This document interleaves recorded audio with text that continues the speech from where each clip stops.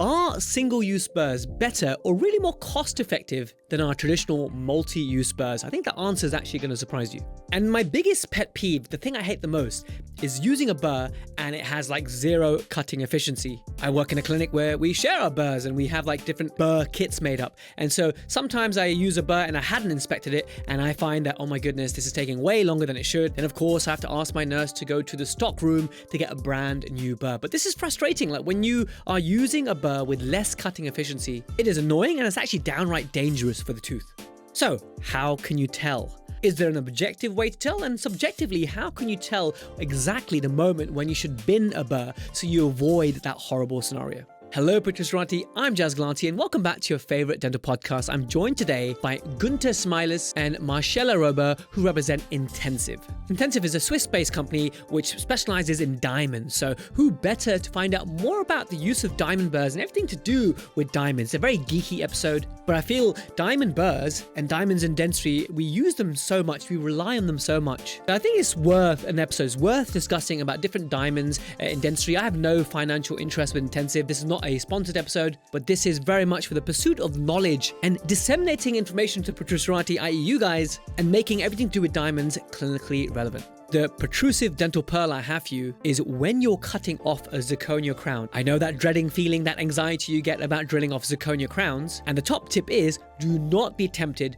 to use a coarse or a super coarse burr. Maybe you know this already, but actually when you use a coarse burr or a super coarse burr on a zirconia, you are not being efficient. You will be slow and it will generate too much heat. Instead, go for finer diamonds, go for standard blue grit, or go for even red grit diamond. You will actually end up being more efficient at cutting that zirconia. To find out the scientific explanation of why this happens, you'll have to wait till the end of the episode to find that out. Let's join now the main interview and I'll catch you in the outro. Günther Smiles and Marcella Rober, welcome to the Protrusive Dental Podcast. For those of you listening right now, Günther is this tall man wearing this lovely red bow tie and a slightly difference in height, but probably just because Günther's so tall. We have Marcella and they're both looking very slick and they're joining us today from Switzerland. How are you both? Thank you very much.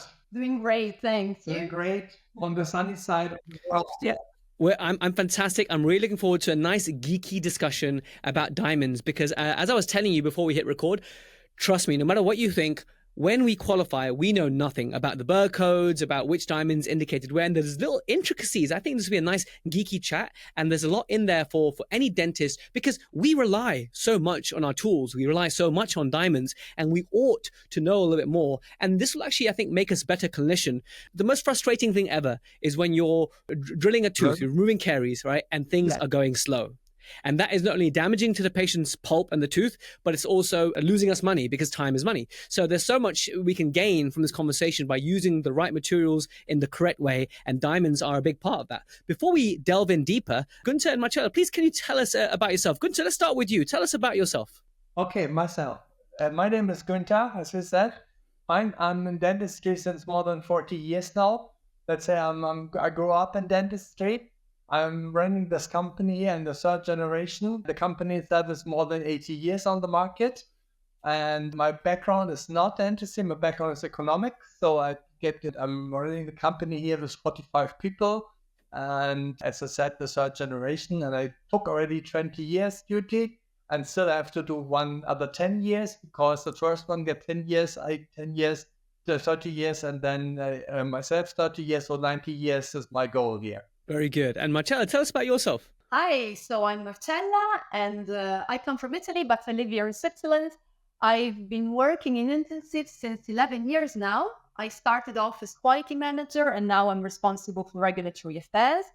My background is biomedical engineering and surface science. And I'm in this field since, 11 years. Fantastic. And I first met you, Günther, recently in Valencia. I know we saw each other online and stuff, but we saw each other in Valencia. We did a really cool IPR workshop working with the Swingle, and that's creation by Intensiv. So before I discovered Intensiv Diamonds, I just saw, the Swingle. And then I discovered, oh my goodness, Intensiv is this huge brand in diamonds and burrs and stuff. And so that kind of came to me like, whoa, that's so fascinating in terms of the range of products that you guys do. So you are in a great position to teach us about diamonds. And what I like about you, Günther, later is when I had that chat with you in Valencia planning this. The position you came from was very much education. Let's educate the dentist about diamonds and stuff because it's an important topic rather than from a commercial background. Yes, you represent Intensiv. Yes, you own a company, but you were very much on board that, yes, education is so important. And I saw that in action, teaching with you in Valencia. That was real good fun. And there was so much. I've never seen anyone, I told you this,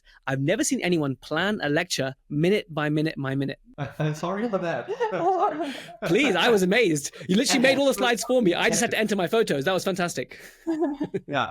And then word by word, almost.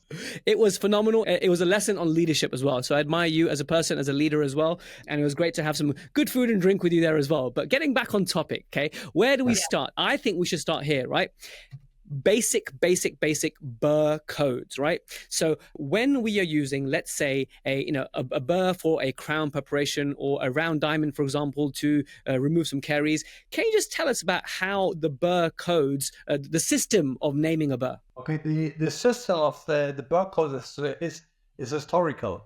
Historical because in the beginning, when it starts with the burrs, we had only, let's say, 5 or 7 different forms. As you said, the ball, the cylinder, or as you see here, the football or the egg, We had only 5 or 4, and they said then, this is 800, this is 801, this is 802, and then they start creating more. And you say, okay, we call that 843, and this is called 510. So it is really, it grow up, step by step, and we're still orientated on these standard codes for the different forms, in total. And so that's the first part. So like a Bur code is actually quite a long number, full stop, long number, full stop. So that's the first part. The first part describes the shape. That's right. That's the shape. But you're referring now to the number which is called ISO number. The ISO number is something different. This is complicated stuff because this is almost 12 different digits. And they start actually not with the form number. They start with the shank, if it is in friction grip or the low speed burr, which you have in the contra angles, that's a little bit different. The ISO so the friction grip is 314. From memory, it's 314, right? Friction grip is 314 and 204 is the RA. So the right angle. These are the most common, let's say. Yes. So, yeah. I believe me, even if we start teaching, we talk about that since decades already.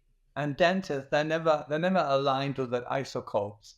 So we do have some companies in the sector that have their ISO codes. Intensiv never jumped into the ISO codes. We do have the standard form numbers, which we follow, which is very easy to learn. And then we have our own article numbers. There are companies outside, they have their own article numbers. For example, when you see this thin burr next to me here, the long one, this is called for us a D6. Just a D like delta and then 6.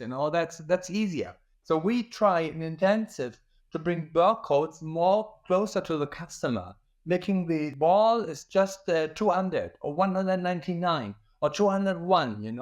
It's more easier for the assistants instead of having the 12-digit number, because they can error very easy.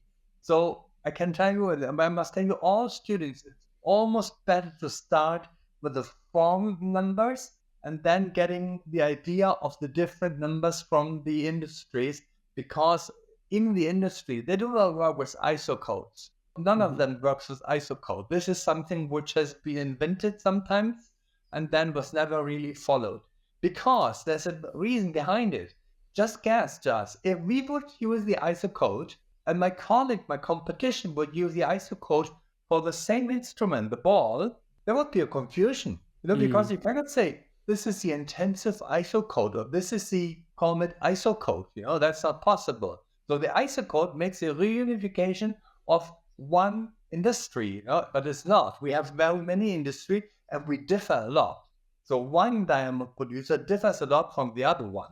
That's really insightful. And just to talk about that difference, so is an 802 with one company the same as an 802 with another company? The form number, yes. Yeah. So it would describe the same shape? Yeah, the shape. We have about 100 different shapes in the line, and even our competitors, they have, it's about 100. Some they have 90, some they have 110, Depends what you define as a shape or a different shape, But these numbers, they're common. They're common because they're historically grown. And then we have it called the article number or the reference number, and here everybody is free. Everybody is free to choose his own reference number. And Intensiv, being 80 years on the market, far before ISO came in place, And why should we change our article numbers? Because generation of dentists, they know that this wonderful diamond here is called D6. So when we start making a 12-digit number for that article, we would lose a lot. They would not cite us anymore, and they would just send it out, and they would get from any industry something because they have the same ISO code. ISO code is just telling you this is a length, this is a form, this is a grid size, and that's it. But well, you were pointing to the red grit diamond burr behind you. So let's talk about the different colors. If you just describe, do they, like K files, for example, they follow ISO colors, basically. Do diamonds generally follow the same coloring system, i.e. white would be the finest and going up to green and black? How many different grits of diamond are there? And is this standardized? So is a green grit with one company the same as a green grit in another company? So I want to know that as well. But just give us a little overview, flavor of different coarsenesses of diamonds. Yeah, so yes, the colors identify the diamond crystal grain sizes, and they are given by standard. There is an ISO standard which specifies which color corresponds to which range. In the ISO standard, there are 6 colors which identify a certain range, which is quite broad.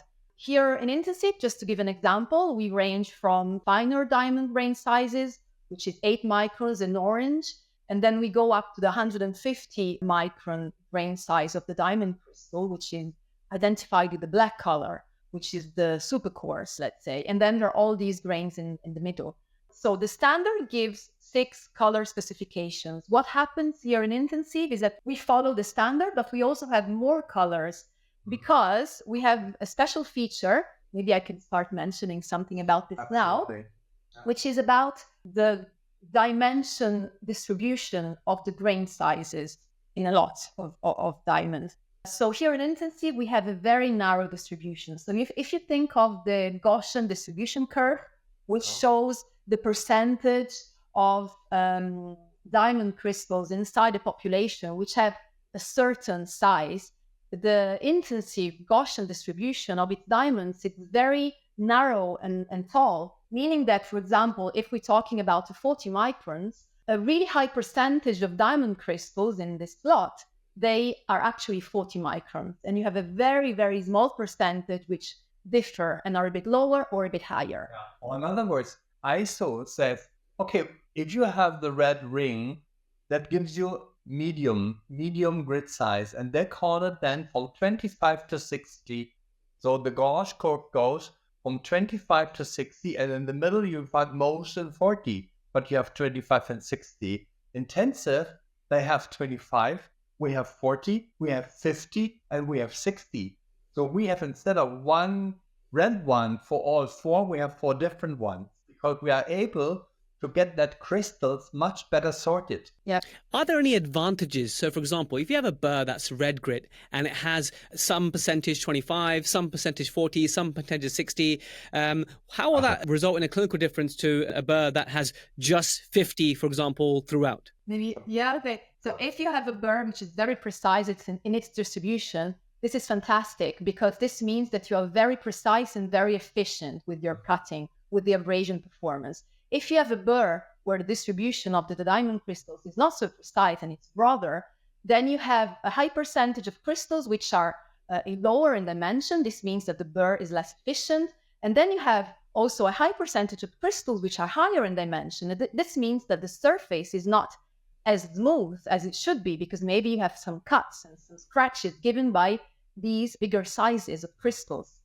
If it is very precise, you don't have this problem. Efficiency and precision. This is especially valid for medium and fine grit, because of the scratches. Yeah. If a dentist relies on a red ring burr, this is medium, and they find 2, 4, 5, 10 crystals larger in, they get scratched on the composite fillings. And that's always bad, that. They take this, that, to smoothen that, another rubber polisher to get it smooth, because a scratch on a filling is always bad, that's a bad notice, So with Intensiv, we guarantee that there's no scratches. Absolutely not. When it comes It to makes the sense. And I imagine if you were to blow it up and zoom in on a scanning electron microscope, you would see that difference based on Yeah. uniform grit versus a variable grit. Just give us an overview, if you don't mind, both of you, on when burr producers are making different grit burrs, just a classical indications. For example, when I'm finishing a composite, I might like to use a red or a yellow. When I'm preparing, I'll pick up the blue, green, or when do you recommend the black? What is the indication for the black, the super coarse one? I don't see many of those burrs around. Is it because they're more expensive, or is it because there's not much use in dentistry? Well, they are no longer not much use. Let's say that, In the past, we had a tendency to the coarse grits because the speed of the turbines, everything was not that good developed, and dentists tended to get coarser grits to get the job done. As you said before, we count in minutes, maybe in 5 or 10 minute blocks, and we like to get that preparation done. So when the dentist choose the 150 or 125 black or green marked grid, they get it faster done, of course, because of the coarser grain. But it is some kind of traumatic as well for the tooth because it's really rough. It gets some cracks. It is a risk of cracks, and you know what a crack means after 10 years. And that's why we from Intensiv, we recommend for preparation the blue one. The blue is 80 micron. It's wonderful. Today, electric turbine red ring is a constant 200,000 or 160,000 turns per minute, and that's wonderful. That's a wonderful job. The air turbine, I understand that, but the air turbine, you tend to get that coarser because when you press, you come down from 200 to 100,000 or 80,000 turns, because you're pressing, you're blocking that air system. And that's why the trend with the red ring contra angle becomes more and more to the smoother grains like 80, or we call it standard grain, means silver, no color on the burr. And that's I'm happy to see that, I must tell you. After all that years being in the sector, I do not like the coarse burrs because even for the patient, it's really tough having that coarse burr because they've got a lot of vibration in the jaw, and that's not comfortable. So I always teach dentists, especially young dentists, tell them start with 80. You're good enough. It's fine for abrasion. So when you start abrating something, take the 80 micron, the blue ring, and then you can take then the 40 for the red ring for shaping, and then the yellow one for finishing and polishing. We have then in between, the 50 micron, the gold one, we call it gold ring, gold burr. And this is more something in between. You can guess it. There's 80, there's 40, and we have 50. Guess what? When we have a veneer preparation, we like to have a minimal invasive prep done. Just a little bit, maybe partial veneer, just a little bit. So we take the 50, and that's it.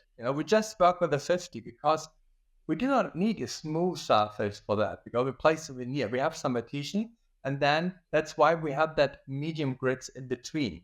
Very good. And I think the next question from this is when we are looking at the different types of burrs, because it makes sense to me why there's so many blue now that I see, because your answer just answers that. But now we're seeing also some clinics that are using the disposable one-time single-use diamond. All right. So I would love to know, when I speak to some clinicians, they say, I am a prosthodontist and I need to prep quickly, and so I don't want to use a diamond that's already been used because the efficiency is less. So if I'm using single-use diamonds, yes, it might cost me initially to open the packet, and this is single use. You don't get to use it again, but because the efficiency benefits it gives me, they prefer it. Do you think there's any truth to this? Do you have any opinions or arguments in terms of, okay, what is better for a clinic, or does it depend? Is a single use better or something that is multi-use like we traditionally have in clinics? Okay, we would say that the single use is probably, if you're in the high performance, is good for a very short job. Let's say a 3 minutes or 5 minutes abrasion, that's okay, but then the performance starts going down. So in multiple use burr, they have much longer performance. From Intensiv, you can easily count on 30 minutes performance. So just guess, making a crown preparation And choosing a single burr, half of the job or a quarter of the job, you need to reload a new burr. Then you get the second burr. Then you reload again and get that the third burr, you know? That's what we know. That is feedback from our clinicians that the single burr drives me crazy because I have to reload always because they get weak very fast. The multiple burr works much longer for longer jobs. For the shorter jobs, of course, it's wonderful because we have a multiple use. You named the cost, you know. Single burrs, I always tell dentists when they come to me and tell me, why I'm taking single burr, costs only $1. I said, you're very rich, you know, we're really rich because a multiple burr costs you $10 and use it 20 times, so you pay half, you know. So okay, I didn't know that, you know. So maybe sometimes people then do not make really calculations what it means, you know, having a single burr use. Maybe the one cost may be good, you know. But then you should multiply it by all the times you need to get a new burr. And another thing is that the feedback we have from our doctors and clinicians we talk to, we feel that multiple use is still the major direction that, you know, dentists are going towards. And for various reasons, what Gunther mentioned now, but also the fact that to have a sustainable, just single use on the market, industry is not ready yet, because this would mean a lot of raw material. Think about, you know, all the burrs that you need to multiply it by 10, 20 in comparison to what is already now around. There might be in the future, we don't know, maybe for regulatory reasons, some pressure to go in that direction, but not so far. No, so not seen on the horizon. Far. In the horizon. Nothing seen. And we see some trend in some countries, especially in the United States. You know, in the United States, you may divide already a little bit half, you know, half of them they're using single burrs, but not really single. You know, what we know is they take it a second and third time, you know. And then they have the other one, they take the multiple ones. What Jana said is about the industry, you know, it's right. You know, if you would guess 500 million burrs per year in production worldwide, you know, just a guess, you know, I don't know if this is exact, but more or less it should work. And then you multiply that by 10. The industry is not ready. We do not have the capacity to do that. And the other point is we can't get the cost down. You know, what I have heard from many friends, from myself, is that they say, you know, I would go for a single burr if I pay 30 cents or 40 cents per burr. It makes sense to do that, you know. I say, yes, this is probably the multiple burr cost by time is okay. But, you know, we have metal as raw material. We have diamond crystals. It's not feasible, you know. The raw material doesn't deliver that cost, you know. It's simply not possible to do so. I bet that most of the Protrusive, our colleagues listening and watching today, did not know that a standard burr should be used for 30 minutes before it starts to lose its cutting efficiency. So I will include that as one of the questions in the quiz for the certification at the end. So for those listening, watching, remember this answer of 30 minutes at the end. And I think, you know what, there's always a role of something, right? And I do think that perhaps the kind of environment where the single use could be beneficial is if you run an emergency clinic, right? And trying to disinfect things is maybe a bit more difficult between patients, and you need to literally go inside and get to the pulp and put some medicine in, and that's it. And your just drilling time is 2-3 minutes only. That might make sense in an emergency clinic, but for someone who's doing preparations and cram preps, it makes sense that you get more, a better cost effectiveness of using a more traditional burr.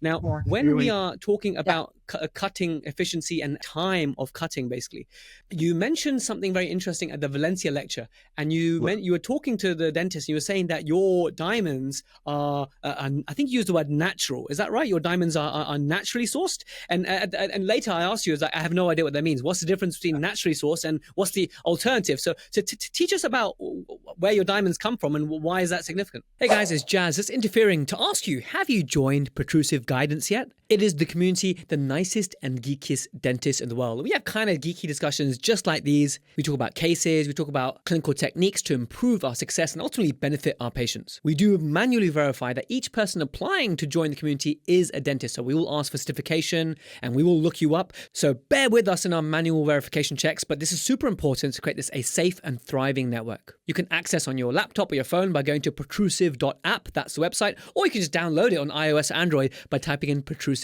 Guidance. If you love Protrusive, you'll love Protrusive Guidance, so I hope to see you there. Let's join back to learn more about diamonds. Yeah, I can start. So first of all, diamond is the solid form of carbon in a crystal matrix.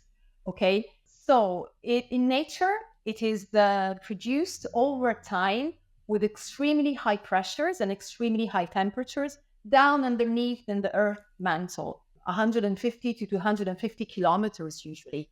And in billion years, they develop. And then after volcanic eruptions, maybe they come up to the surface, they are brought up by the volcano, and then they can be harvested, and then they can be used.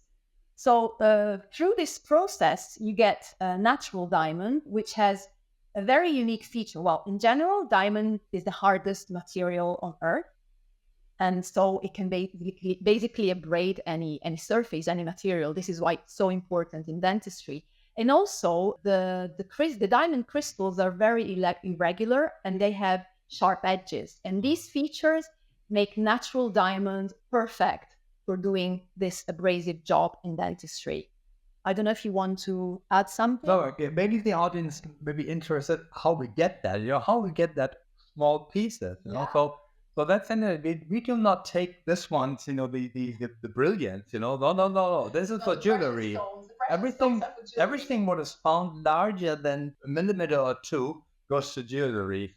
We get these piece of very, very small pieces, like a sugar crystal, or even less, smaller than a sugar crystal.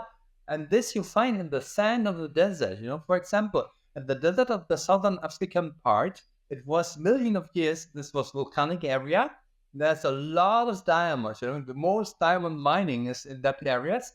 And they find it in the sand, in the sea sand, in the desert sand. So they take 20 tons of sand, filter that, and get then the crystals out, the small crystals.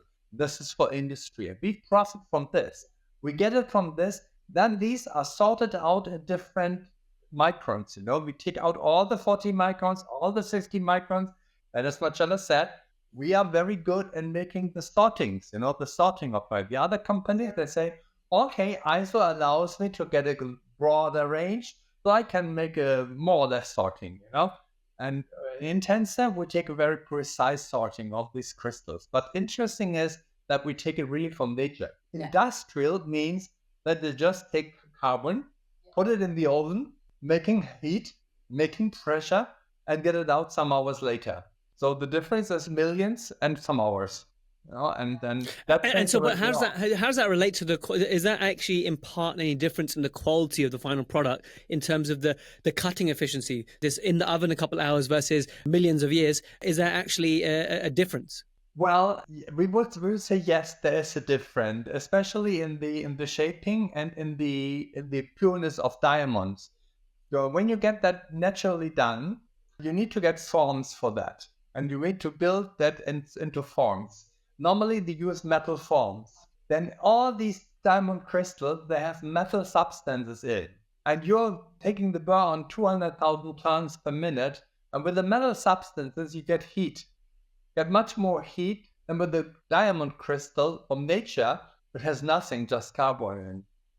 Although that's one of the major difference in using the heat.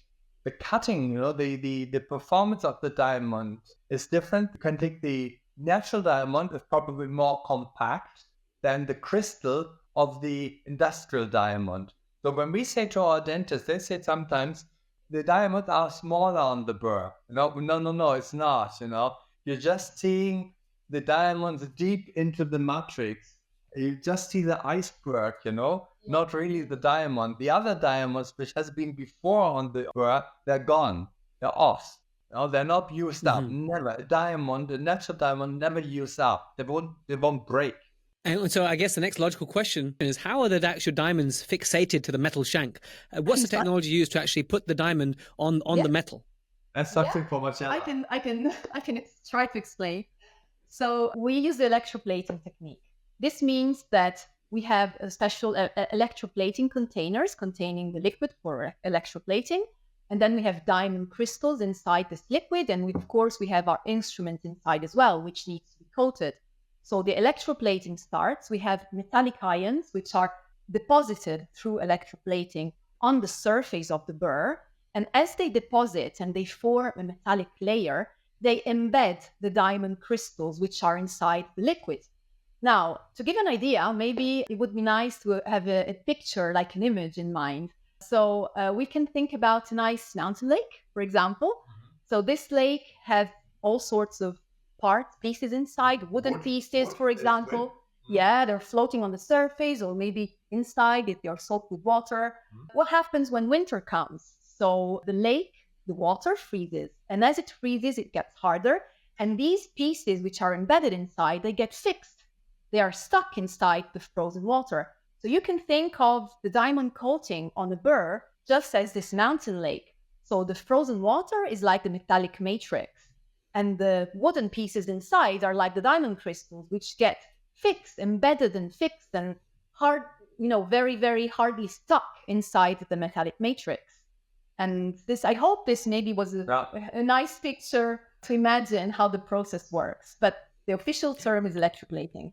And so when we're using these burrs and they are losing their efficiency, so let's say we're getting to a burr that's been used for maybe 40 minutes, beyond that 30-minute, is the diamond, and maybe you've already mentioned this, so I apologize, but is the diamond actually becoming smaller, or is it becoming less sharp, or is it actually breaking away from the metal? How is it losing its efficiency? The diamond is staying exactly the same. It's not getting smaller in shape. It's maintaining its sharp edges. It's just the fact that it's being released from the matrix. It breaks out. It breaks out. It breaks out with the time. We have an outbreak already in the first minute, because we have some always on the shank which is not anchored that much into the lake, into the frozen lake, let's say. And then there are pieces that are much deeper into the frozen lake, it's half in or 2/3 in, they stay down there. So then you can estimate that at the end, you may believe that they are used up for copper. You see only the small tips out of the frozen lake, and then the large pieces inside, So because you can't use up the nickel matrix, that's not possible. You can't get the other ones, the ones in the nickel matrix inside, they're gone, they're in.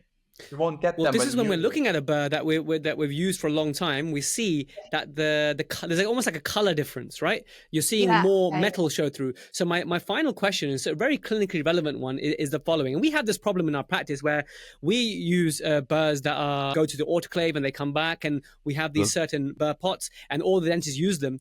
And the most frustrating thing as a dentist is picking up a burr and it's no longer fit for purpose, or already been used too much. And I hate that so much. So I'm very hot on if I see a burr that is a bit knackered, because look, the burr does not tell us, I've been used for 27 minutes, I've been used for 5 minutes, I've been used for 5 days. We need to look and guess. And so can you give us any clues for our dental assistants, nurses and dentists when we are looking at a burr, how much magnification do we use? What are the telltale signs that maybe it's time to order a new burr? So I can mention maybe about the signs, which allow to understand if a burr needs to be replaced. When you see that, if it's totally metallic in color, you don't see any more diamond, means that it's totally worn out. When you see 50% of diamond coverage, that means that it needs to be replaced. Half, more or less half. This means that it needs to be replaced. I would say that. May I add also another thing, that if the burr looks white, then this means that it has enamel or ceramic debris. Clogged, or composite clogged. And so maybe, it's no longer efficient. The doctor tries to use it and has to apply a lot of pressure to compensate. It looks like it's no longer working. It won't get heat. And it would get heat, more exactly. Heat.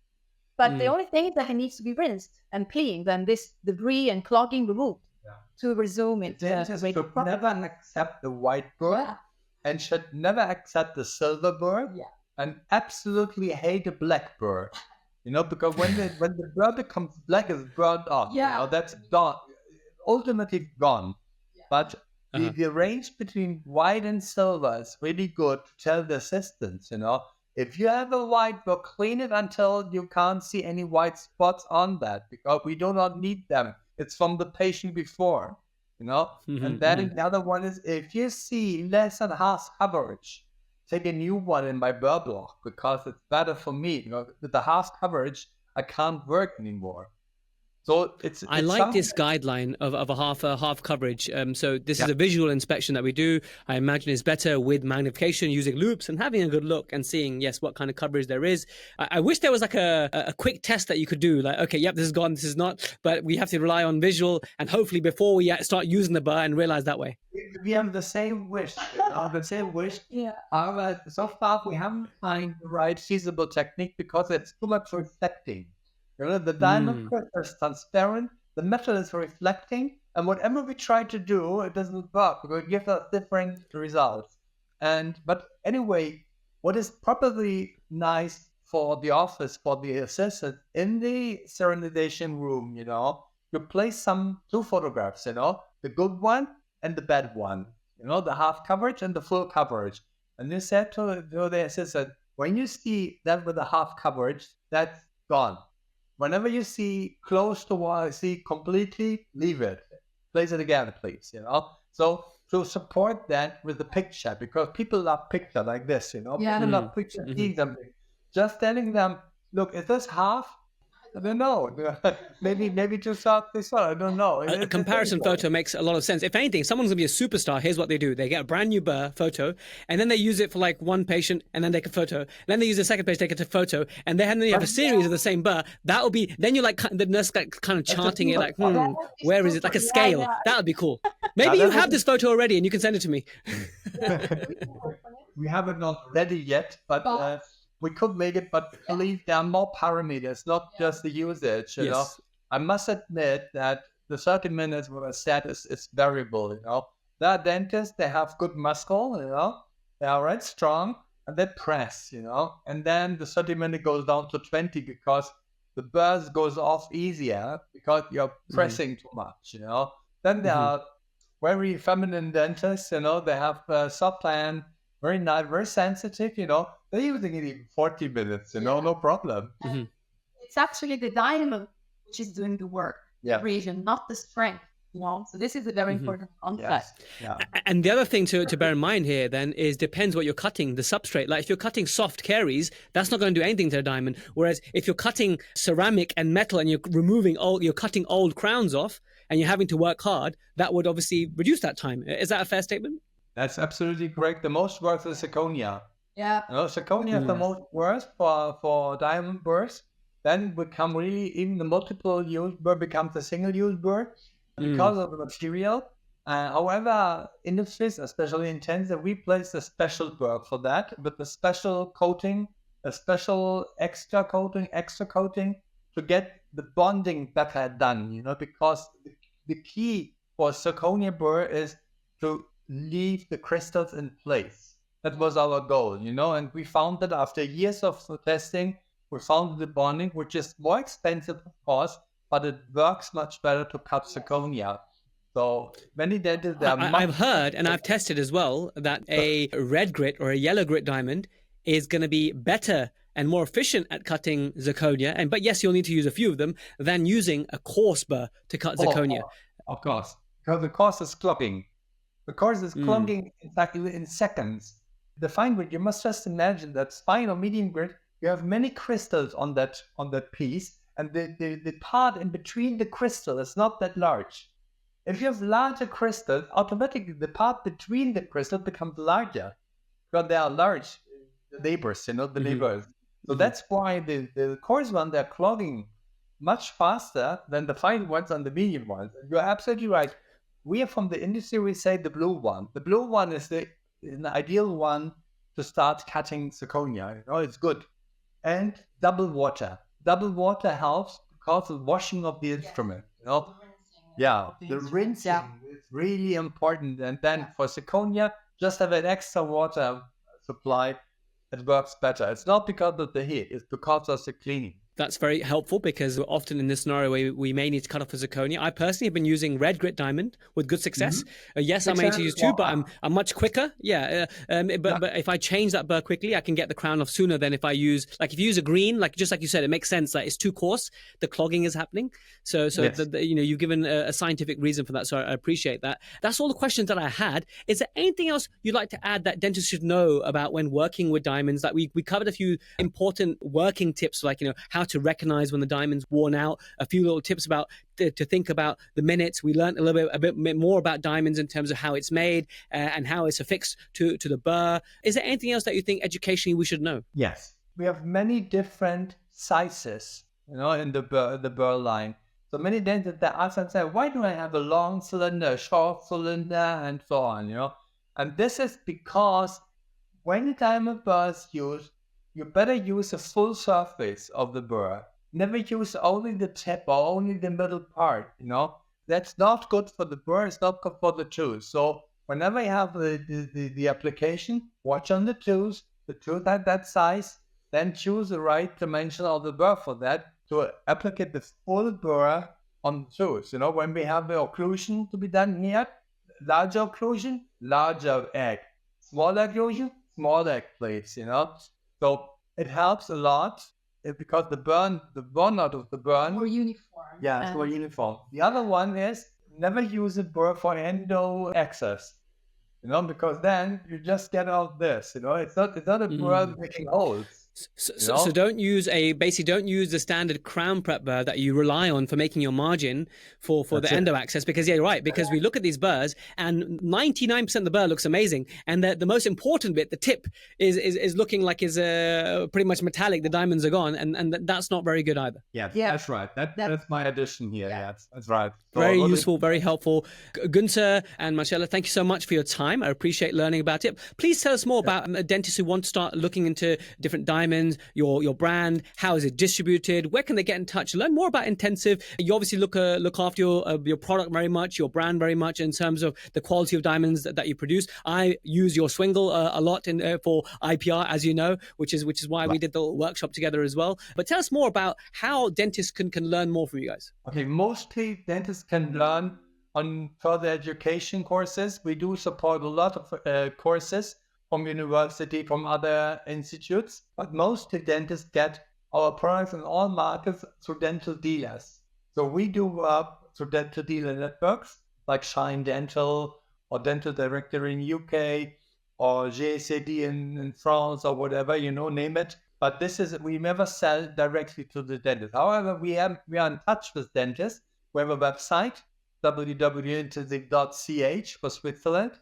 And we get contacts to many dentists. So whenever dentists have questions, of course, they're invited to contact us directly. We love that. We love to talk to dentists. We go on exhibitions every year, maybe 20 or 30 days of the year. We are outside in exhibitions. We're making ourselves a congress in Lugano, which is it's a nice place to be, you know, because Intensiv is located in the south of Switzerland, in Lugano, in the Italian part. And we run a 2-day congress here every year, with about 10 to 15 speakers from 4 different countries almost. And that's a lot of things to get closer to Intensiv and to learn more about application, about our instruments. I appreciate your time. And Marcella, you're pretty much working full time with Intensiv at the moment. You're in a very scientific role. Thank you for your time. Thank you. Yeah. A great thank you to your audience. A great thank you to you. You know, you had Thank you so wonderful much. work. Love that you are challenging us here a lot, and look forward to getting more of that. You know, because it's really good to get challenged and getting this discussion done. We love that. It's nice. It was a great Amazing. Yeah. So we look forward to more, hopefully. Appreciate it. Thanks so much. There we have it, guys. Thank you so much for staying all the way to the end. We now know why we should be using finer diamonds and not the super coarsest diamond that you can find when you're cutting off zirconia. And hopefully now we can actually be a little bit more astute when it comes to assessing our diamonds and knowing when it's time to say goodbye and opening a fresh pack. Ultimately, your efficiency will be better and you're actually not heating up the pulp so much. I want to thank Intensiv for giving up their time, Gunther and Marcella. And of course, I want to thank you, the Protrusive. You can get CPD, you can get 45 minutes CPD or CE credit and a certificate sent to you by answering our quiz on protrusive guidance. There are hundreds of hours of CPD to be gained just from the episodes alone, let alone the premium content and the mini courses that we have on protrusive guidance. You can either pay monthly or pay an annual, and you get a bit of a discount when you pay annual as well. So if you're not already part of the nicest and geekiest dentists in the world, do check out Protrusive Guidance. And thank you again for listening all the way to the end. I'll catch you same time, same place next week. Bye for now.